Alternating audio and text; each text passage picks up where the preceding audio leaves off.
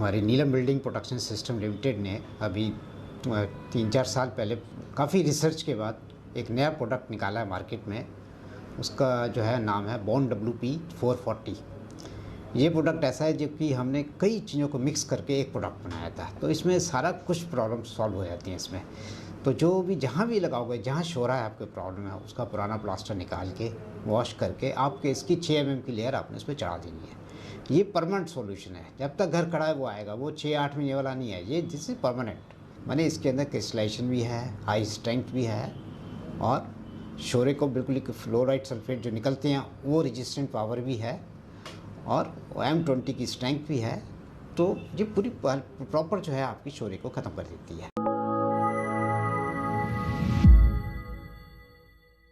ये जितने भी हमारे घर में हैं ये आम प्रॉब्लम है। कई 2-3-4-5 तरीके हैं जिसकी वजह से हमारे शोर आता है। नंबर 1, अगर हमारी कॉमन वॉल है, पड़ोसियों का घर है, वो उसके पीछे बाथरूम है या उसके पीछे कोई चक्कर है, तो वो डैम्पनेस जो है पानी चढ़ता है ब्रिक पे। ईंटों में जो है पानी अगर लगातार थोड़ा थोड़ा भी चढ़ेगा तो ईंटों में है कि वो पानी से रिएक्ट करके, सीमेंट के रिएक्ट करके वाइट पाउडर और सल्फेट निकालते हैं। वो जो है प्लास्टर को आराम से क्रॉस करके इवन प्लास्टर को भी गला देते हैं और ख़त्म कर देते हैं उसको।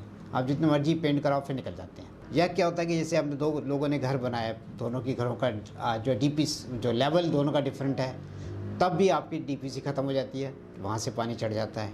कई बार पीछे से कोई नाला जा रहा है, वो आपके दीवारों से टच कर रहा है, फिर पानी दीवार चूसती है, उसके चला आता है।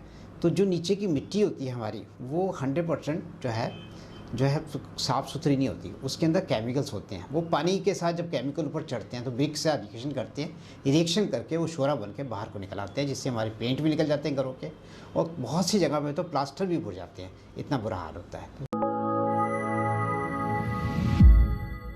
ये शुरू से यूज़ करने वाला प्रोडक्ट है, क्योंकि खाली शोरा ही नहीं ख़त्म करता ये एक्चुअली मल्टीपर्पज़ प्रोडक्ट है। हमने इसको मल्टीपर्पज़ बनाया है कि एक ही बिल्डिंग से छत को छोड़ के आप पूरा घर को वाटरप्रूफ कर सकते हैं। उसमें क्या क्या चीज़ आती है, जैसे आपने बेसमेंट बनाई, बेसमेंट में रिटेनिंग वॉल के ऊपर आपने 6 mm की लेयर चढ़ा दी, आपको कोई भी कुछ करने की ज़रूरत नहीं है, उसके बाद सीधी मिट्टी भर दीजिए। तो ये बेसमेंट के लिए हो गई। उसके बाद होता है कई लोग बेसमेंट नहीं बनाते, वो वैसे ही खड़ा करते हैं, तो उनकी DPC जो है वो वर्टिकल और हॉरिजॉन्टल, आप उसमें भी इसको यूज़ कर सकते हैं। आपकी कभी राइजिंग टेम्परेचर की प्रॉब्लम नहीं आएगी कि वो नीचे से जो पानी ऊपर चढ़ता है वो ख़त्म हो जाएगा।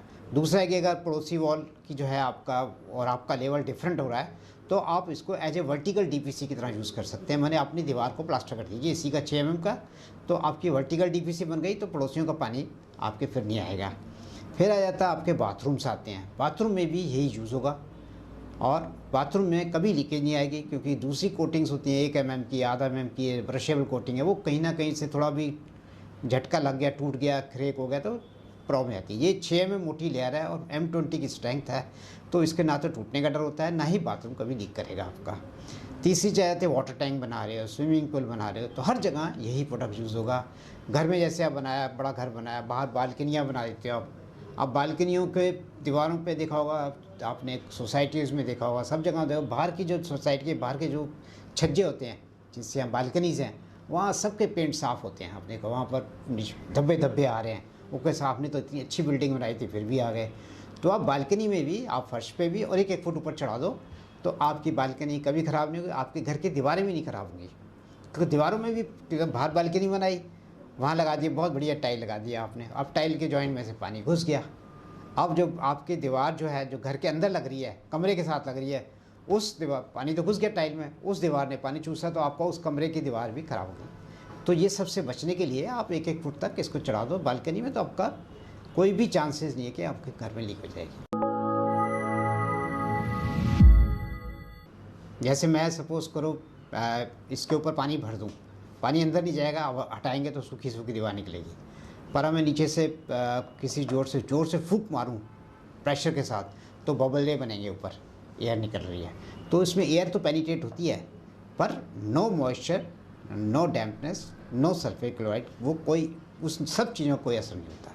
तो क्या होता है, जो हमारी पुरानी बिल्डिंग्स होती हैं, जो भी होती हैं हमारी बिल्डिंग्स, वो केमिकल रिएक्शन उनके सीमेंट के, चूने के होते रहते हैं कंटिन्यूस, तो उसके अंदर जो गैसेस बनती हैं उनके निकलने का कोई ना कोई वे आउट होना चाहिए। तो इसलिए ब्रीदेबल प्रॉपर जो प्लास्टर होगा तो उसकी लाइफ बहुत ज़्यादा होती है, एक वो कभी क्रैक नहीं होते। हाँ, इसमें आपने एक बड़ी बकेट लेनी है और पहले पानी डालना है। वैसे जनरली जो बैग हमारे जितने भी हैं उसमें 4.5 लीटर के करीब पानी डलता है, तो आप 4.5 लीटर पानी पहले डालिए। पानी डाल के फिर धीरे धीरे पाउडर को डालते जाइए और उसको अच्छे से हिलाते जाइए। मिक्स हो जाता है पूरा। जब मिक्स हो जाए, आपको 2-3 मिनट लगते हैं, आपने पूरा मिक्स कर लिया। मिक्स होने के बाद इसको 2-3 मिनट के लिए छोड़ देना है। तो क्या होता है कि हर एक इस टाइप के प्रोडक्ट्स उसमें से गैसेस थोड़ी बहुत निकलती हैं, तो उसमें हवा, एयर बबल्स जो निकलेंगे वो 2-3 मिनट निकलने दो उसको। उसके बाद फिर से एक बार मिक्स करके जिस सरफेस पे लगाना है उसको पहले पानी से अच्छे से धो दीजिए ताकि गीला हो जाए। वो गीले के ऊपर आपने इस मसाला जो बनाया आपने उसको, जैसे पीओपी 6 mm की चढ़ाते हैं या प्लास्टर करते हैं, जैसे करंडी घुरमाला लेके उसके साथ आपने 6 mm की लेयर पूरे दीवार पे चढ़ा देनी है। तो दिस इज सिंपल प्रोसेस, जैसे हम प्लास्टर करते हैं वैसे इसको करना है। सबसे पहले कोई भी हम घर बनाते हैं उसमें कुछ लोग बेसमेंट बनाते हैं, कुछ लोग नहीं बनाते। हम लोग कुछ लोग स्विमिंग पूल भी बनाते हैं, बहुत कुछ घरों में कुछ करते हैं। तो जो आदमी बेसमेंट बनाता है तो उसमें बेसमेंट में जब हम रिटेनिंग वॉल खड़ी करते हैं दीवारों पर, वर्टिकल वॉल, पहले तो हॉरिजॉन्टल वॉल होती है, नीचे की होती है, बेस बनाते हैं। बेस के ऊपर हम इसको 8 mm की लेयर देते हैं। आपने ऑर्डिनरी पीसीसी डाली है आपने एक 3-6 की, और उसके ऊपर आपने इसकी 8 mm की लेयर दे दी। उसके ऊपर आपने अपनी राफ्ट डाल दी, वो आपका बेस स्ट्रॉन्ग हो गया। उसके बाद दीवारें करते हैं, वर्टिकल होती हैं, वो बेसमेंट की वॉल आ गई। उसके ऊपर भी आपने तस्वीर को अच्छे से गीला करके और 6 mm की लेयर देनी है। जो उसमें कई लोग पत्तियां लगी होती हैं लोहे की बाहर निकलती हैं, पहले आपने पत्तियां जो भी है, थोड़ा सा जो भी नीरू है उसको ग्राइंड करके साफ़ कर देना है। उसके बाद गीला करके आपने इसकी 6 mm की लेयर ऊपर चढ़ानी है, जैसे प्लास्टर करते हैं वैसे चढ़ा देना इसको। ये आपका बेसमेंट में हो जाता है। तो इसमें मैंने शो भी किया है इस बैग के अंदर, क्या है कि आप इसको कहाँ कहाँ लगा सकते हैं। बेसमेंट है, आपके बाथरूम्स हैं, सेम चीज़ आपने बाथरूम है, डीपीसी जैसे आप घर की डालते हैं, जहाँ पर आपने बेसमेंट नहीं बनाई है, कुछ नहीं किया, तो डीपीसी वहाँ मस्ट है। तो डीपीसी के ऊपर भी हम हॉरिजॉन्टल भी और वर्टिकल दोनों ही जो है इसमें हम डीपीसी इससे सजेस्ट करते हैं। कई लोग सिर्फ हॉरिजॉन्टल करते हैं, पर ये सजेस्ट कि आप वर्टिकल भी कीजिए, ताकि अगर फ्लोर आपको ऊपर नीचे हो भी जाता है तब आपकी वर्टिकल डीपीसी बहुत काम आती है वहाँ पर। तीसरा आता है आपका बाथरूम्स हैं। बाथरूम की बड़ी प्रॉब्लम्स होती है दीवारों पे, आप इसको फर्श पे भी कीजिए और दीवारों पे कीजिए, तो आपके घर के कमरे के अंदर कभी भी डैम्पनेस आएगी नहीं। मैंने दिखाया हुआ है इस बैग, ये 25 kg का बैग होता है और एक बैग से 25 फुट एरिया ही होता है, क्योंकि इसकी 6 mm की लेयर आती है जो अप्रॉक्सीमेट 1 kg से 1 फुट एरिया होता है। कोई तो हम जनरली हर किसी को कहते हैं कि एक बैग ले जाइए, 25 किलो एरिया होगा।